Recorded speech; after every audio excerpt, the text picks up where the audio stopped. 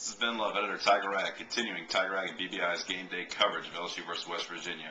We'll flip it from the video above, and now it's time to look at LSU's defense when they go up against the West Virginia offense. To me, this is truly the matchup to watch in this game. The winner of the game likely will be determined here. West Virginia, I mean, their strength, their calling card is their offense, and LSU likewise on the defense. So let's get right into the personnel.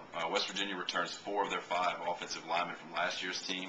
The only exception is right guard Cole Bowers. He's a first-year starter for them.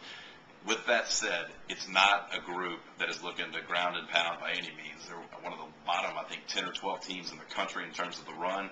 They don't try to establish it, and they don't go there or rely on it at all. So they haven't done it against any team that they played so far, and none of those teams can stop the run like LSU does. There's no reason to believe they're going to run it with any regularity. The only player that maybe they could be alerted of as far as the run would be Geno Smith at quarterback.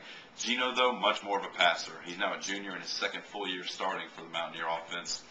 You got to think he's going to get a jump start, though. First-year head coach Dana Holgorsen, he's had 3 games with Holgorsen, and already Geno's throwing it about 40 times a game. He threw it 49 times last week against Maryland, so expect more of the same against this LSU defense. Now, the weapons he has around him at receiver are really what makes this offense click. It's a quick pass, spread, just fast-paced, not like Oregon's fast-paced, but still a fast-paced offense that likes to get the ball into Geno's hands quickly and get it to the wide receivers. They will do some end-around stuff to receivers. They'll put them in the backfield in motion and hand it to them. But really, it's an offense that's predicated on some quick passes. The targets, the main one you got to be aware of if you're LSU is Tavon Austin.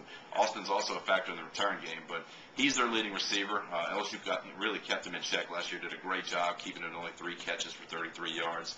This year, Austin's been a handful for people, so he's the guy that, especially if he lines up inside the slot, look for him to get matched up with Tyrann Mathieu one-on-one a good bit.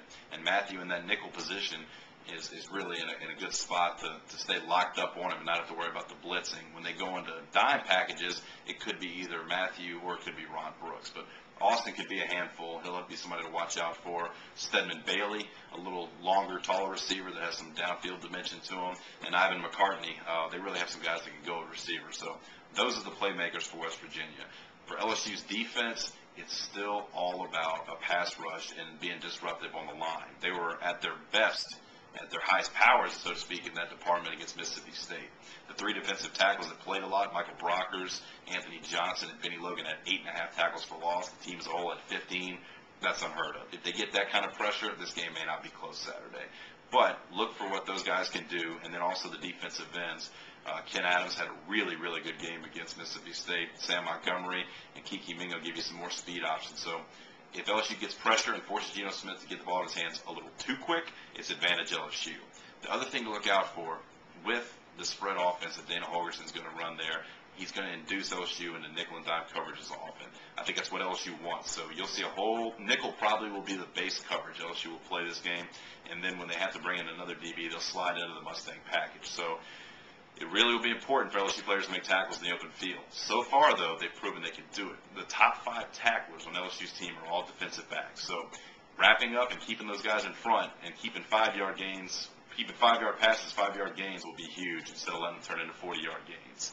That does it for our coverage. Be sure to keep it here on BBI.com for all the latest from Tiger Rag and BBI.